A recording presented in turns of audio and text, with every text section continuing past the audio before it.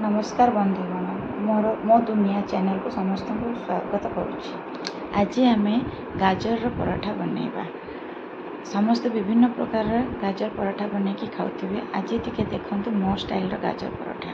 प्रथम गाजर नहीं कि धोईकी भल रूप से कोरीदबा। एमती छोट कोरण में कोरीदबा। जी परिमाण आप गाजर दरकार से सब गाजर को लेकिन एमती कोरिकी रखीदबा। तापर आमे किछि कंचा लंका और पियाज को छोट छोट काटिदबा। तापर गोटे पैन बसैबा। पैनटा टिके गरम ही आसिले से 3-4 चम्मच छोट चम्मच रे 3-4 चम्मच आमे तेल देदबा। तेलटा टिके गरम होगा दबा। टिके समय गरम हो गला परे आमे से कंचा लंका छोट छोट काटिकी रखिथिबा कंचा लंका को पकेइकरी टिके भाजीदबा। टिके समय भाजी गले कंचा लंकाटा तार फुटवाटा कमिजिव। भाजी गला से आमे देदबा कटा होइतिबा पियाज। कटा होइतिबा पियाज को देकरी आमे भल रूप से भाजीबा। कंचा लंका और पियाज को भल रूप से मिसेकरी आमे भाजीबा।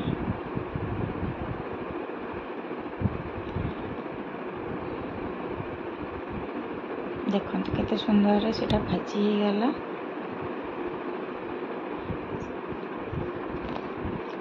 भाजी गला पर यही परिका हो टिके टिके लालिया। तापर आमे कोरिकी रखिथिबा गाजर सब से पकईदबा। सब पकईकि से कंचा लंका और कटा होइतिबा पियाज जो भाजी थे से सब को मिसेईदबा भलरे। तापर स्वाद अनुसार टिके लूण देदबा।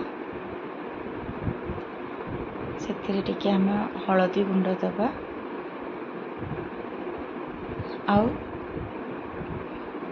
बेसिक मसला गुंड जमीतिका मु देछि खाली किचन किंग मसला। आपण चाहिए ए जीरा गुंड और धनिया गुंड भी दे पारिबे।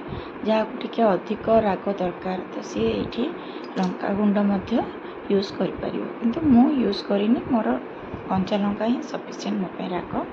आपण चाहिए एठी लंका गुंड भी यूज करि परिबे। भलरे ताको मिसामिसी करिकिरी गैस रो फ्लेम टा टिके आमे स्लो करदबा।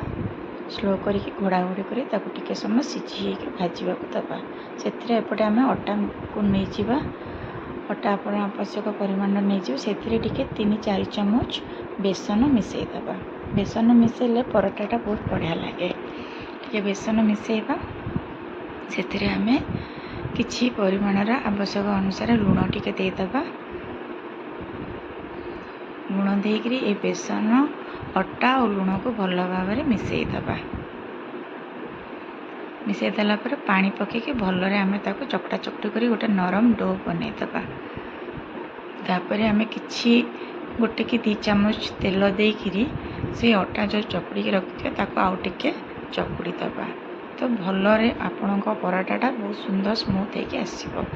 अटा चकड़ाटा मते भल स्मूथ हबो। चकड़ा चकड़ी करी आपण सेटा को घोड़ा घोड़ी करी रखी दियंतु।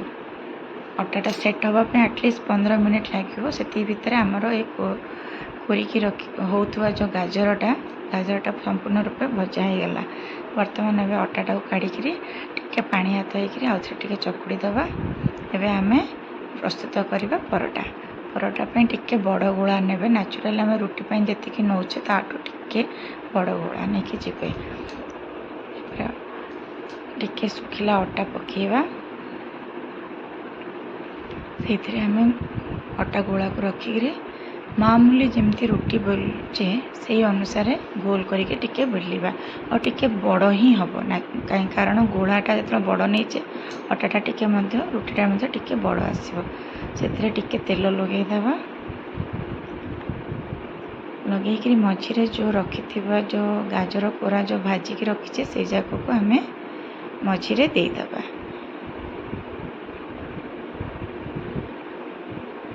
देकरी आमे एथिरे गोटे जिनस मु दौची राशि जोड़ा कि पार्टी की बहुत टेस्ट लगे। राशि पकेवा। तापर आमे जो प्रकार पराठा आम फोल्ड करुचे से प्रकार फोल्ड करी ऊपर टिके टिके गाजर दबा जमती चारिआडे फिलिंगटा जीव पराठा बेलला बेले।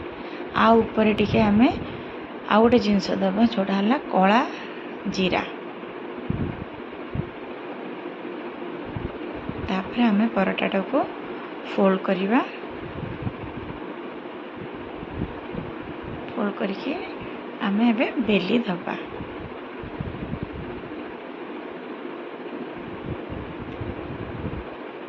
आपण मो स्टाइल पराठा बनातु, खातु आ केमिति लगे मत कमेंट रे जनातु। मु आशा करुच्ची निश्चय भल लगे, कहीं गाजर पराठा समस्त टेस्ट, मत लगुच मो स्टाइलटा मत बहुत टेस्ट लगे।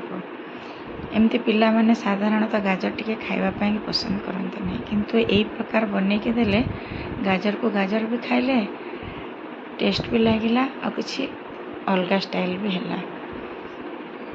आउ गोटे गोला नहीं जावा।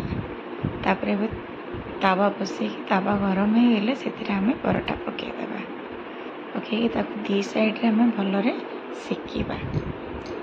वर्तमान शीत दिन स्टार्ट है, शीत दिन में विभिन्न प्रकार पनीपरिया मिले, तो से सबू पनीपरिया को आम शीत दिन साधारण टी पराठा खाइबा को भल लगे।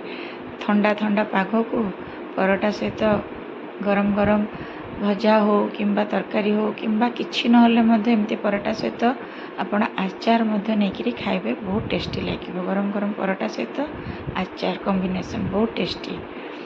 देखंतु भलरे दी पट जाक सेकिबे तेल देकिरी, बेसी तेल दरकार नहीं, टिके नाको ब्रश रे तेल मारिकी करंतु, बहुत सुंदर सेकी ही जिवो। तापरे काढ़ी दबा। आ गोटे सेमती करबा।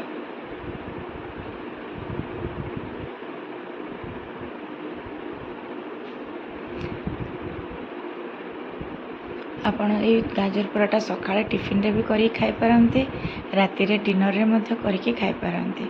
कौन सी तार लंच रे मध्य लोक आजिकल प्रिफर करचंती साधारणतः रुटी किंबा पराठा लंच रे खाइबा को, भात को समस्त अवॉइड करचंती।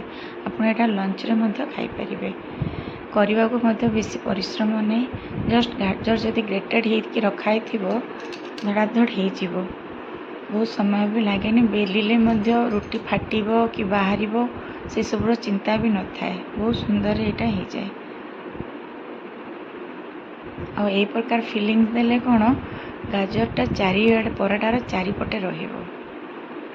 सुंदर हो गला गाजर पराठा। देखंतु मु गोटे पर गोटे 5टा पराठा करदेली। आज मोर एटा ही टिफिन। आपनका गाजर पराठा प्रस्तुत।